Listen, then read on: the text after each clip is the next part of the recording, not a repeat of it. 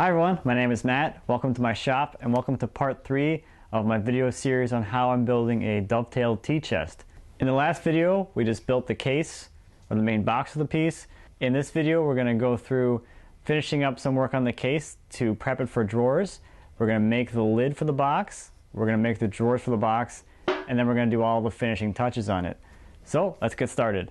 So the next step is to cut the front stock to its various pieces. First thing I'll do is go ahead and remove the top drawer front, and then the first divider, and then the second drawer front, and I'll leave the bottom divider till later. The dividers are going to be dovetailed into the case. So I'll start by laying out the case side's thickness onto the divider piece with my marking gauge. I'll then start cutting the dovetail on the end of the divider. It's a little tricky to get started here since I'm trying to start right from the corner. Then I'll pare away the waist at the shoulder, and then just quickly clean up the face of the dovetail. After laying out the position of the divider on the case, I'll begin sawing out the socket for the dovetail.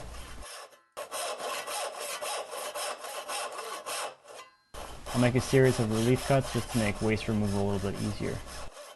Time to do some more chopping. I'll gradually chop towards my baseline. Since I made those relief cuts, it makes waste removal a lot faster. And just like I did on the pins of all the other pieces, I'll clean up the width of the socket just to make that dovetail fit perfectly. Little chisel work here, just to clean out that waist.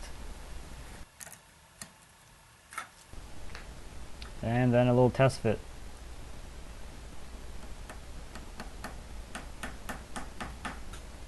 This is a little too tight. It's taking 2-inch force to seat. So I'll pull the divider back out and widen the socket.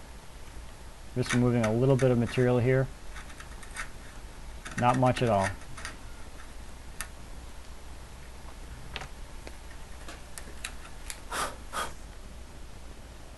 And I'll try fitting it again.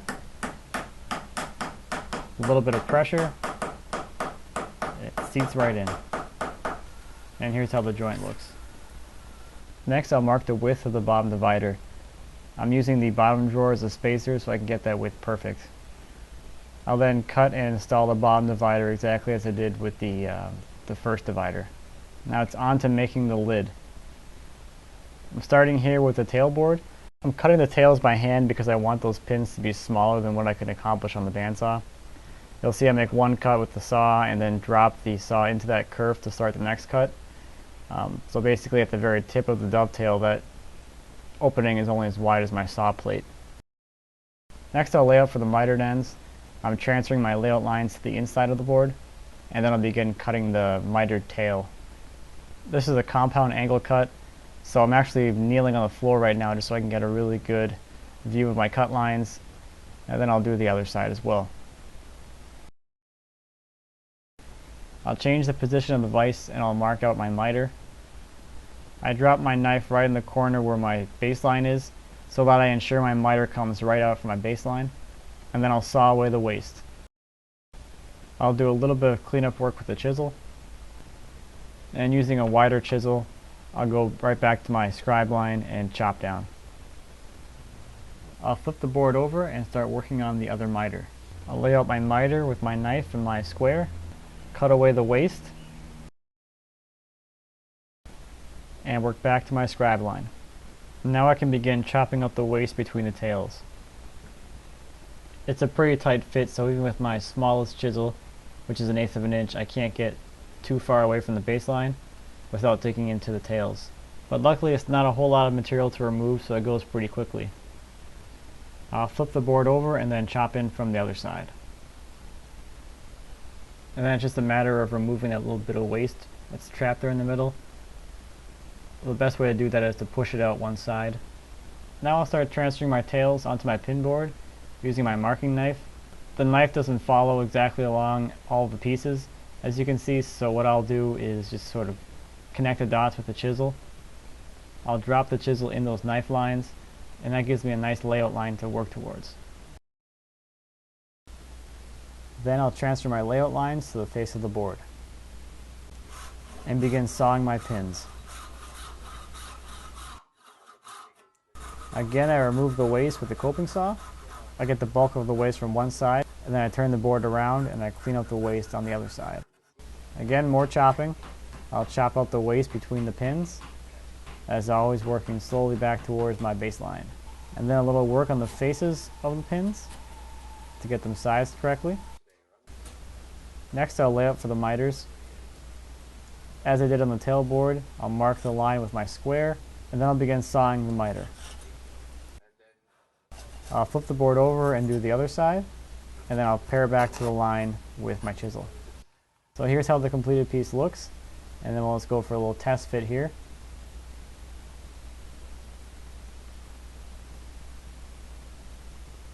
And that's a pretty hideous joint. So let's take a moment just to talk about how to make this fit a little better.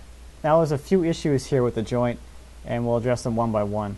If you see on the sides of the edge pins, you'll see that there's a gap along the side there. If you notice when I was driving the pieces together, the pins actually splayed out, which made the gap on the sides more apparent. So what you see here is that the tail is actually too wide at the bottom. You can also tell that the tail is a little too wide at the bottom just based off my layout line.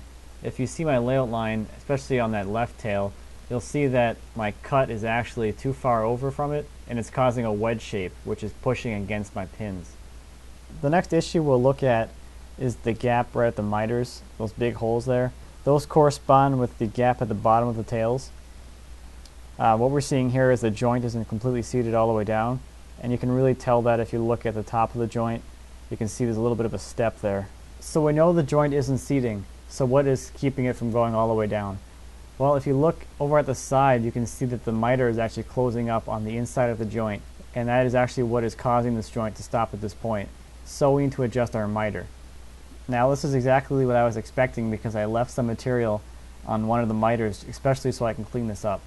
So there's a few ways that you can work on getting those miters to close. One way is to actually take your saw and cut through the miter. That'll cut material away from both sides of the joint and cause the joint to close. The issue with that is it's very easy to remove too much material that way, because if your kerf is a little too wide, then you'll end up with a gap in that miter. So what I actually do is work back to my scribe line and see how that fits. And then at that point, I'll draw a new scribe line that's just a little beyond where the current line is. So I remove just a little bit of material, and that should help close the joint. I'll do that as many times as it takes to close that joint fully. Once I have all the joinery cut on my lid pieces, I need to run a groove in all of them. Now because of my layout, these are all stopped grooves, which really isn't that big of a deal. It just means that there's one more place that something can go wrong. So I carefully start and stop each of those so I don't end up screwing anything up. And then I need to make the panel to the top. So I'll go ahead and mill up some stock for that and cut it to width. I also cut some strips to act as my drawer runners for the bottom drawer, and I cut those out of some scrap I had left over from cutting the case sides. Back at the router table, I run a groove along the bottom for the bottom panel, and I'll run that in the bottom divider, the back, and then those two runners that I just cut. Now with the case dry assembled, I'm going to glue in my bottom runners. I'm using a scrap piece of material that's 1/4 inch thick just to make sure that my grooves line up. And then I'll just clamp that runner in there to dry. Next, I'll start fitting the drawer fronts. I'll take a few passes with a hand plane just to get the height right. Once I have the height set, I'll cut it to width. I use my marking gauge, which is still set to the thickness of the case sides, to mark out the amount of material I need to remove from the drawer fronts. Then I go to the table saw, and using those marks as a guide, I'll cut them to width. Next, I'll use a hand plane to bevel the edges of the inside divider piece. This piece sits inside the case, and it's the bottom of the top compartment. I'll also use a hand plane to bevel the bottom panel. And then a little test fit of the bottom panel. Just slides right in. And I also install the front divider just to get a look to see how it's all coming together. So there it is so far. Next, I'll glue in the drawer runners for the first drawer. I just place the runner right on the case side with some glue, make sure it's square, and then I leave it to dry. Next, I'm going to bevel my top panel. I'm doing this on the table saw because I want a little more consistent result than I could get with my hand plane. So I'll tip my blade, I think this is 10 degrees, and then I'll run the panel vertically across the blade. Now I'm getting ready to glue up the case, so I went ahead and pre-finished the inside of all the case pieces, and now the last thing I have to do on the case is install the hinges. So I'll start cutting those by laying them out. I'll mark out the ends of the hinges, how far in they're going to go, and then how deep they're going to go. And then I'll just start chopping out the waste.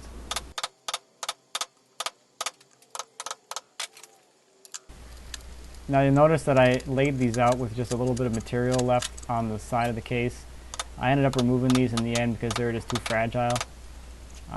What happened when I was installing the other hinge is, as I was paring the bottom of the hinge mortise, I actually punched all the way through with my chisel, and since I was using my finger as a backer, like an idiot, I cut into my finger, and now you'll see that in the rest of the videos I have a nice shop made band-aid.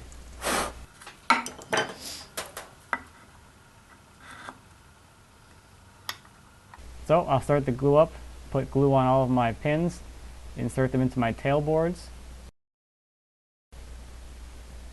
drop in the panels, don't forget those, and then I'll attach my front piece. I'll apply a little bit of glue to the socket of the divider and install that as well. And I'll also install the lower divider. Next, once the case is dry, I'll glue up the box lid. To do this, I apply glue to the box lid joints, and then I attach the whole lid assembly to the box. This allows me to make sure that the lid is in perfect alignment with the case, so I'm just feeling with my fingers to make sure everything is flush, and then I'll let it sit to dry.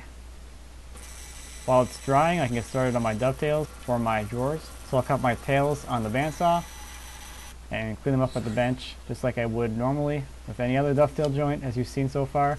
So I'll stand my drawer front up in my vise and align the top with my hand plane and rest my drawer side on top of the drawer front and the hand plane, get it all lined up, and then I'll mark my tails onto my drawer front with the marking knife.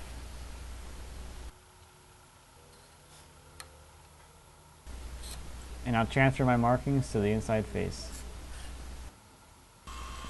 Over at the drill press, I remove most of the waste with a Forstner bit, and then I start chopping out the additional waste.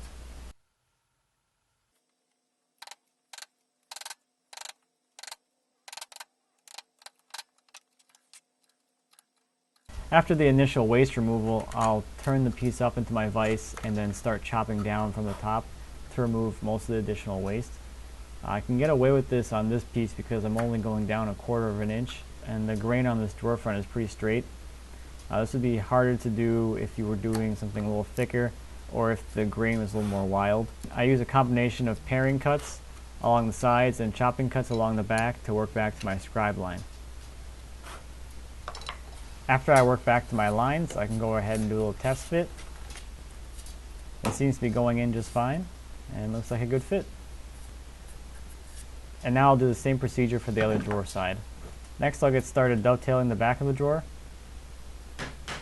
The back of the drawer is the pin board, and I like to cut that joint first because, as you'll see later, it's very easy to transfer the layout if you do pins first on the drawer back. Once I get my pins all cut, I can transfer them onto the drawer sides. You'll see what I mean by it being really easy because you can just stand the drawer back up between the drawer sides, and if your joints are pretty tight, this actually provides a little bit of a clamping force for you, so your drawer back doesn't move at all. So it's really easy to just pull the top down a little bit, just apply a little more pressure, and then transfer your lines. Next, I'll just transfer my layout lines to the end of the board, and I'll begin sawing out my tails. And you can see my little band-aid there.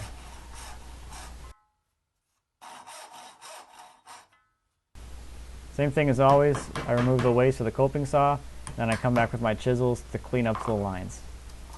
So once I have all my drawers built, I can go ahead and assemble and glue them together. For the drawers, since the joinery is fairly tight, I don't actually clamp them up. What I'll do is assemble them and then put them into the case, and then I'll align the drawer front so that it's perfectly flush with the front. So once the glue dries, I'll know that that drawer will fit perfectly into that opening. After the glue in the case dried, I sanded the whole thing, and then I can start applying my finish. The finish I'm using here is General Finishes Armor Seal, and I believe I'm using the semi-gloss. So I'll put a coat of finish on the case and the top, and while that's drying, I'll go ahead and start working on the drawer bottoms. I'm using the same method to get those drawer bottoms to fit as I did with the case panels. I'm just using a hand plane to bevel the panels down so they fit into the grooves. And then the drawer bottom just slides right in. And I'll sand the drawer bottoms, clean up my plane marks, and then I'll apply a coat of finish to those drawer bottoms. Normally I don't finish the insides of my drawers, but since this is going to be holding teas and things that might be wet, I figured it might be helpful to have a little bit of finish in there for some protection. So the last thing that has to be made are the dividers for the tea bag areas. First I'll set my dado blade to the thickness of my stock. Next I'll set the blade height to make this layout real easy and to make sure that everything works out, divided out perfectly.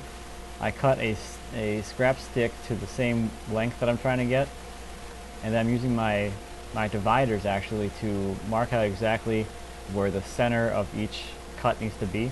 So once I have my dividers set, I'll stick 2 pieces of stock together with some double-sided tape and then mark out on that stock where the cuts need to be.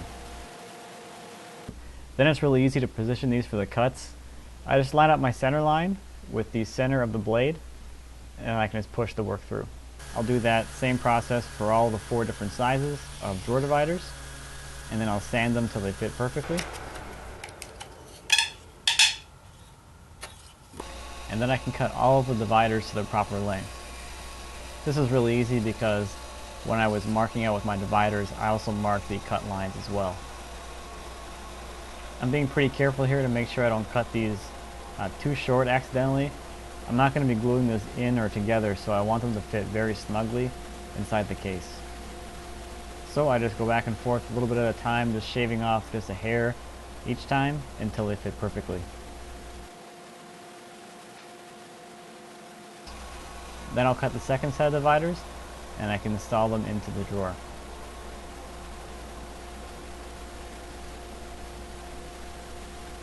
It's a nice snug fit. And the final step here is just going to be gluing in the drawer bottom. I'm just applying a little glue to the drawer front so that the panel can expand and contract towards the back. Next I'm going to install my drawer pulls, so I lay those out on my drawer fronts. And then I'll drill the holes for the pulls at the drill press. If you drill the hole slowly, you don't have to worry about the bottom blowing out. Then I'll just install the knobs and install the drawers into the openings. Next I need to drill the holes for the magnets that are going to hold the top closed. So I apply a little blue tape to the case and to the lid, and then I mark the location of where the holes are going to go for the magnets. At the drill press with a Forstner bit, I drill the recess for the magnets in both the case and the top. And the last detail here is to just epoxy the magnets into the holes. And here's the final piece.